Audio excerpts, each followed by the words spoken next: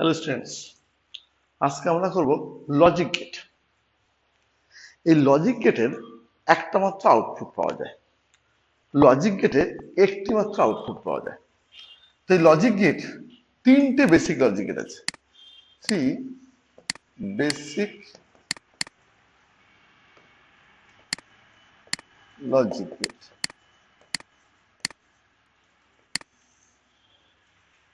হচ্ছে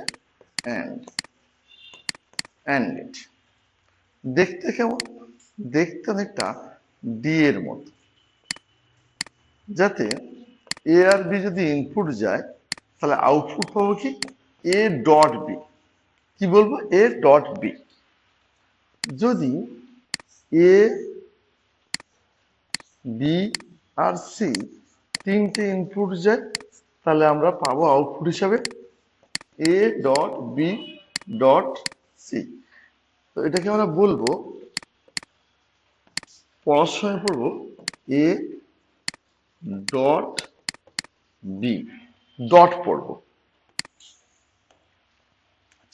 number two, or gate. First bracket complete এরকম টাইপের সিম্বল দেবে, তাহলে দুটো কার্ভ লাইন গিয়ে মিলিত হবে। এ আর বি যদি ইনপুট যায় তাহলে আউটপুট পাবো এ প্লাস বি। যদি এ বি আর সি ইনপুট যায় তাহলে আমরা কি পাবো? এ প্লাস বি প্লাস সি। আর একটা বেসিক গেট আছে, সেটা হচ্ছে নট গেট। নট গেট ত্রিভুজের মতো দেখতে, আর এটা বাবল বা বৃত্ত থাকে। যদি এ ইনপুট যায় তাহলে আউটপুট পাবো এ বার। এই নট গেটে একটা মাত্র ইনপুট যেতে পারে। কি বললাম? নট গেটে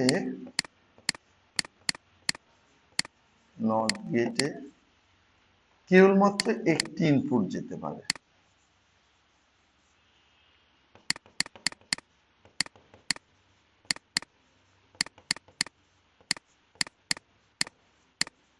দেখো, অ্যান্ড এর দুটো ইনপুট গেছে, তিনটে ইনপুট গেছে, অরের দুটো ইনপুট গেছে, তিনটে ইনপুট গেছে, কিন্তু নট গেটে কেবলমাত্র একটাই ইনপুট যেতে পারে।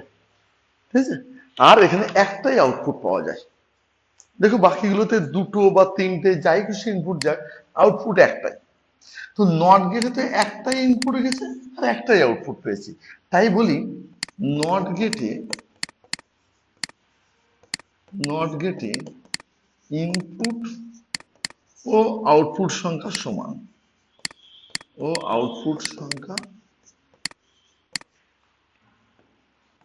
ইনপুট ও আউটপুট সংখ্যা সমান হবে। ঠিক আছে? ইনপুট আউটপুট সংখ্যা সমান হবে।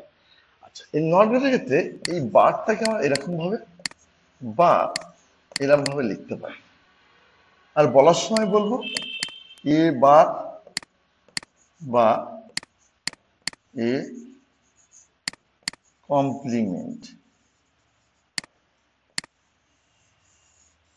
ঠিক আছে? তাহলে লজিক গেট তিনটে basic logic gate, and, or আর নট। অ্যান্ডে যা ইনপুট যাবে ডট হবে, অরে যোগ হবে, আর নটে কমপ্লিমেন্ট বা বার হবে। আচ্ছা, এই তিনটে বেসিক লজিক গেট। এরপরে আছে কি two universal gate. Universal gate কি হয়? Actually not and, not plus and. তো কেমন দেখতে হবে?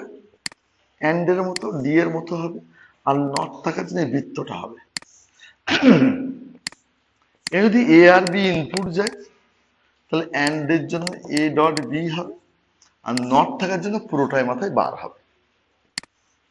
ভাবো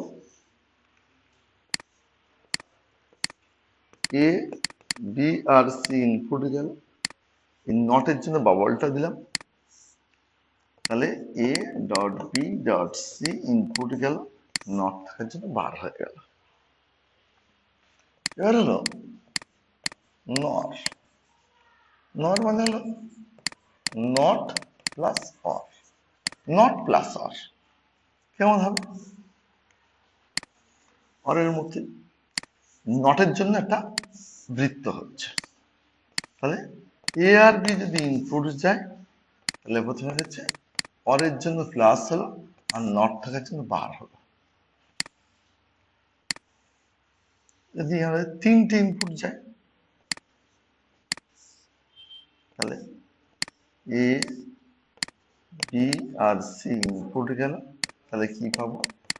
অরের জন্য প্লাস পাবো আর নট থাকার জন্য বার পাবো। দুটো ইউনিভার্সাল গেট, ন্যান্ড আর নর। এছাড়া আরো দুটো গেট আছে, two exclusive gate. Two exclusive gate আচ্ছা, এক্স অর। এক্স অরের পুরো অর্থ হচ্ছে এক্সক্লুসিভ।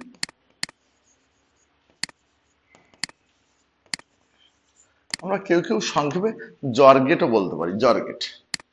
ঠিক আছে, এখানে কি হলো, অরের মতোই কিন্তু সামনে একটা এক্সট্রা দাগ থাকবে। অরের মতোই কিন্তু সামনে একটা এক্সট্রা দাগ থাকবে। যদি এ আর বি ইনপুট যায় তাহলে এ, এই জর মানে হলো যোগটা গোলের মধ্যে থাকবে, যোগটা গোলের মধ্যে থাকবে। অরে যে যোগটা থাকে সেই যোগটা এখানে গোলের মধ্যে থাকবে।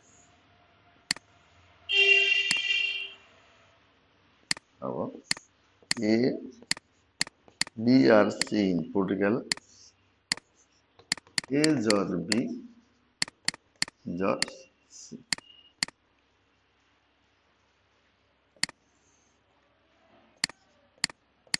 Exclusive not or. Exclusive not or কেন?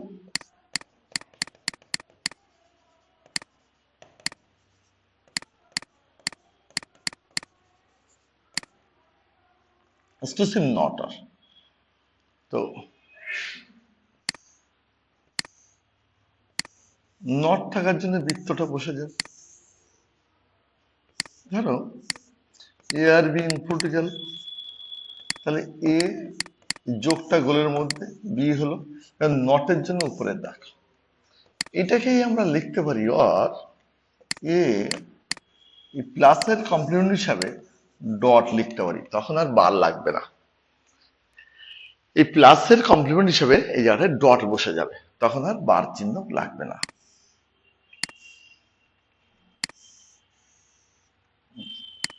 এটা যদি তিনটি ইনপুট চাই ধরো, তাহলে এ বি আর সি, তাহলে এ জট বি জট সি, নট থাকার জন্য উপরে বার, বা এখানে আর প্লাসের জায়গায় ডট বসে যাবে, উপরে আর বার বসবে না। তো তাহলে আমরা দেখলাম মোট তিনটে বেসিক গেট আছে, অ্যান্ড অর নট, তিনটে বেসিক গেট। দেন দুটো ইউনিভার্সাল গেট, ন্যান্ড আর নর। আর আছে দুটো এক্সক্লুসিভ গেট, যেটা এক্স অর এক্স নর। তো এই মোট এই 7টা গেট থাকে, এর বাইরে লজিক গেট। আচ্ছা, এই নট গেটের অপারেটর নাম হচ্ছে ইনভার্টার। নট গেটকে আমরা সংক্ষেপে ইনভার্টার বলতে পারি। নট গেটকে ইনভার্টার বলা হয়। নট গেটকে আরেকটা নাম হলো ইনভার্টার। ঠিক আছে, তো মোট 7টা লজিক গেট।